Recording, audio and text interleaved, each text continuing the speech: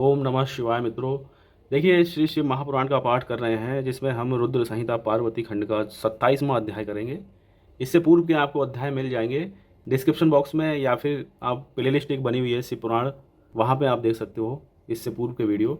तो ये वाला अध्याय प्रारंभ करते हैं। देखिए, कथा है हिमवान का भगवान शिव के पास लग्न पत्रिका का भेजना, विवाह के लिए आवश्यक सामान जुटाना, मंगलाचार का आरंभ करना, उनका निमंत्रण पाकर पर्वतों और नदियों का दिव्य रूप में आना, पुरी की सजावट तथा विश्वकर्मा द्वारा दिव्य मंडप एवं देवताओं के निवास के लिए दिव्य लोकों का निर्माण करवाना।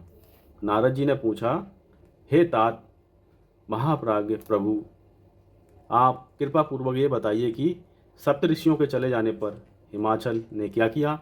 ब्रह्मा जी ने कहा कि मुनीश्वर नारद जी, अरुधंती सहित उन सप्तऋषियों के चले जाने पर हिमवान ने जो कार्य किया वह तो मैं बता रहा हूँ।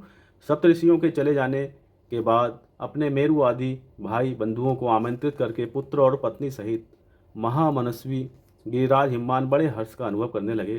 तदनंतर ऋषियों की आज्ञा के अनुसार हिमवान ने अपने पुरोहित गर्ग से बड़ी प्रसन्नता के साथ लग्न पत्रिका लिखवाई। उस पत्रिका को उन्होंने भगवान शिव के पास भेजा। पर्वतराज के बहुत से आत्मीय जन प्रसन्न मन से नाना प्रकार की सामग्रियों साथ लेकर वहां गए। कैलाश पर भगवान शिव के समीप पहुंचकर उन लोगों ने शिव को तिलक लगाया और वह लग्न पत्रिका उनके हाथ में दिया। वहां भगवान शिव ने उन सबका यथायोग विशेष सत्कार किया। फिर वे सब लोग प्रसन्नचित हो शैलराज के पास लौट गए। महेश्वर के द्वारा विशेष सम्मानित होकर बड़े हर्ष के साथ लौटे हुए उन लोगों को देखकर हिमवान के हृदय में अत्यंत हर्ष हुआ। तत्पश्चात आनंदित हो शैलराज ने नाना देशों में रहने वाले अपने बंधुओं को लिखित निमंत्रण भेजा, जो उन सबको सुख देने वाला था।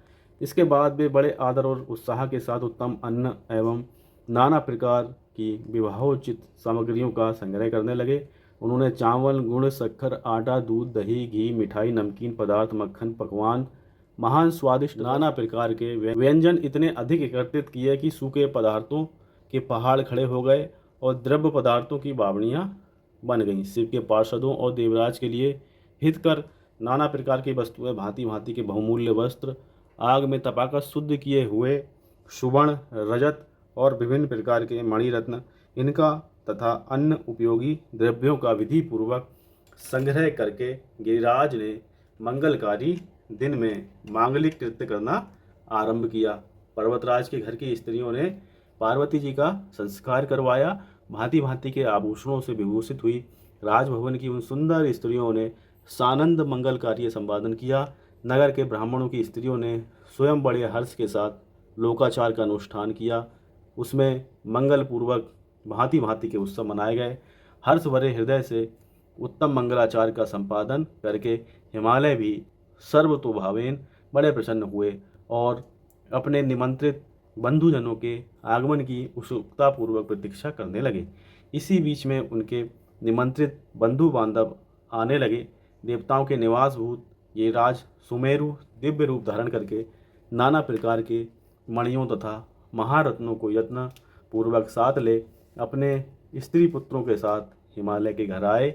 मंदरांचल, अस्तांचल, उदयाचल, मलय, दुर्धर, निषद, गंधमादन, करवीर, महेंद्र, पारियात्र, कौंच, पुरुषोत्तम शैल, नील, त्रिकूट, चित्रकूट, वेंकट, श्रीशैल, गोखामुख, नारद, विंध्य, कालंजर, कैलाश तथा अन्य पर्वत दिव्य रूप धारण करके अपने स्त्री पुरुषों के साथ बहुत सी भेंट सामग्री ले वहाँ उपस्थित हुए।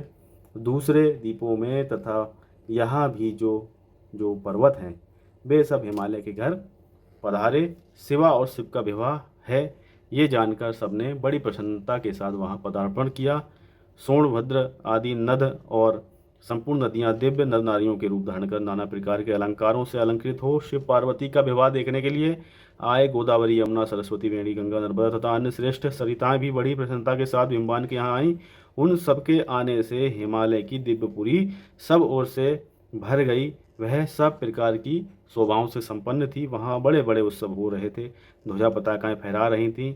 बंद नवारों से उसकी अधिक शोभा होती थी। चारों ओर चंदोवे तने होने से वहाँ सूर्य का दर्शन नहीं होता था। भांति भांति की नीली पीली आदि प्रभा उस पुरी की शोभा बढ़ाती थी। हिमालय ने भी बड़ी प्रसन्नता के साथ अपने यहाँ पधारे हुए सभी स्त्री पुरुषों का यथायोग्य आदर सत्कार किया और सबको अलग अलग सुंदर स्थानों में ठहराया। अनेक अनेक उपयुक्त सामग्री देकर सबको संतुष्ट किया गया। मुनि श्रेष्ठ तदनंतर शैलराज हिमवान ने प्रसन्न हो महान उत्सव से परिपूर्ण अपने नगर को विचित्र रीति से सजाना आरंभ किया।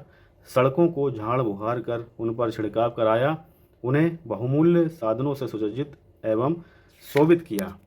प्रत्येक घर दरवाजे पर केले आदि मांगलिक वृक्ष लगवाए और उन्हें मांगलिक द्रव्यों से सुसज्जित संयुक्त किया। आंगन को केले के खंभों से सजाया। रेशम की डोरों में आम के पल्लव बांधकर बंधन वारे बनवाई और उन्हें उन खंभों के चारों ओर लगवा दिया। मालती के फूलों की मालाएं उस आंगन के सब ओर लटका दी गईं। सुंदर तोरणों से वह आंगन का भाग अत्यंत प्रकाशमान जान पड़ता था। चारों दिशाओं में मंगल सूचक शुभ द्रव्य रखे गए थे जो उस प्रांगण की शोभा बढ़ा रहे थे। इसी प्रकार अत्यंत प्रसन्नता से भरे हुए गिरिराज हिमवान ने महान प्रभावशाली गर्ग मुनि को आगे करके अपनी पुत्री के लिए प्रस्तुत करने योग्य सारा उत्तम मंगल कार्य संपन्न किया। उन्होंने विश्वकर्मा को बुलाकर आदर पूर्वक एक मंडप बनवाया जिसका विस्तार बहुत अधिक था। वेदी आदि कारण वह मंडप बहुत मनोहर जान पड़ता था। देव ऋषि वह मंडप कई योजन विस्तृत था, अनेक शुभ लक्षणों से युक्त तथा नाना प्रकार के आश्चर्यों से परिपूर्ण था। वहाँ स्थावर और जंगम सभी वस्तुएं कृत्रिम बनी थीं परंतु असली वस्तुओं के समान प्रतीत होती थीं। उनमें उस मंडप की मनोहरता बढ़ गई थी। वहाँ सब और ऐसी अद्भुत वस्तुएं थीं जो उस मंडप का सर्वस्व जान पड़ती थी। नाना प्रकार की निराली वस्तुओं का चमत्कार वहाँ छा रहा था। वहाँ की स्थावर वस्तुओं से जंगम और जंगम वस्तुओं से स्थावर पराजित हो रहे थे, अर्थात वे एक दूसरे से बढ़कर शोभाशाली और चमत्कारपूर्ण दिखाई देते थे। उस मंडप की स्थल भूमि जल से पराजित हो रही थी, अर्थात चतुर से चतुर मनुष्य भी यह नहीं जान पाते थे कि इसमें कहाँ जल है और कहाँ स्थल है। कहीं कृत्रिम सिंह बने थे और कहीं सारसों की पंक्तियाँ, कहीं बनावटी मोर थे जो अपनी सुंदरता से मन को मोह लेते थे। कहीं कृत्रिम स्त्रियाँ थीं जो पुरुषों के साथ नृत्य करती हुई देखी जाती थीं। वे कृत्रिम होने पर भी सब लोगों की ओर देखती और उनके मन को मोह देती थीं। उसी विधि से मनोहर द्वारपाल बने थे जो स्थावर होने पर भी जंगमों के समान जान पड़ते थे। वे अपने हाथों से धनुष उठाकर उन्हें खींचते देखे जाते थे। द्वार पर कृत्रिम महालक्ष्मी खड़ी थी जिनकी रचना अद्भुत थी। वे समस्त शुभ लक्षणों से संयुक्त दिखाई देती थी। उन्हें देखकर ऐसा जान पड़ता था मानो क्षीर सागर में साक्षात लक्ष्मी जी ही आ गई हों। उस मंडप में स्थान स्थान पर सजे सजाए कृत्रिम हाथी खड़े किए गए थे जो असली हाथियों के समान ही प्रतीत होते थे। घुड़सवारों सहित घोड़े और हाथी सवारों सहित हाथी बनाए गए थे। जहाँ तहाँ रथियों सहित रथ बने थे जो कृत्रिम अश्वों से ही खींचे जाते थे। उन्हें देखकर लोगों को बड़ा आश्चर्य होता था। इनके सिवा दूसरे दूसरे कृत्रिम वाहन भी वहाँ खड़े थे। पैदल सिपाहियों की कृत्रिम सेना भी वहाँ मौजूद थी। उन्हें प्रसन्न चित्त वाले विश्वकर्मा ने देवताओं और मुनियों को भी मोह यानी आश्चर्य में डालने के लिए वहाँ ऐसी अद्भुत रचनाएं की थीं कि मंडप की सबसे बड़े फाटक पर कृत्रिम नंदी खड़ा था जो शुद्ध स्फटिक मणि के समान उज्ज्वल कांति से सुशोभित होता था। भगवान शिव के वाहन नंदी की जैसी आकृति थी, ठीक वैसा ही वह भी था। उस कृत्रिम नंदी के ऊपर रत्न विभूषित महाद्रव्य पुष्पक शोभा पाता था जो पल्लवों तथा श्वेत चामरों से सजाया गया था। उसके वाम पार्श्व में दो कृत्रिम हाथी खड़े थे जिनका रंग विशुद्ध केसर के समान था। वे 4 दांत वाले बनाए गए थे और 60 वर्ष के पाठों के समान दिखते थे। वे परस्पर स्नेह करते से प्रतीत होते थे। उनमें बड़ी चमक थी। इसी प्रकार सूर्य के समान अत्यंत प्रकाशमान 2 दिव्य अश्व भी विश्वकर्मा ने बनाए थे जो चांवर से अलंकित और दिव्य आभूषणों से विभूषित थे। श्रेष्ठ रत्नमय आभूषणों से संपन्न कवचधारी लोकपाल तथा संपूर्ण देवता भी वहाँ विश्वकर्मा द्वारा रचे गए थे जो ठीक उन्हीं लोकपालों और देवताओं से मिलते जुलते थे। उसी तरह भृगु आदि समस्त तपोवन ऋषि, अन्यान्य उपदेवता और सिद्ध भी उनके द्वारा वहाँ निर्मित हुए थे। गरुण आदि समस्त पार्षदों से युक्त भगवान विष्णु का भी कृत्रिम विग्रह भी विश्वकर्मा ने बनाया था जिसका स्वरूप साक्षात श्रीहरि के समान ही आश्चर्यजनक था। ब्रह्मा जी कहते हैं कि नारद जी उसी प्रकार पुत्रों, वेदों और सिद्धों से घिरे हुए मुझ ब्रह्मा की भी प्रतिमा वहाँ बनाई गई थी, जो मेरे समान ही वैदिक सूक्तों का पाठ कर रही थी। ऐरावत हाथी पर चढ़े हुए देवराज इंद्र भी वहाँ दल बल के साथ खड़े थे। वे भी कृत्रिम ही बनाए गए थे और परिपूर्ण चंद्रमा के समान प्रकाशित होते थे। देव ऋषि, बहुत कहने से क्या लाभ है। हिमाचल से प्रेरित हुए विश्वकर्मा ने वहाँ शीघ्र ही संपूर्ण देव समाज के कृत्रिम विग्रहों का निर्माण कर दिया था।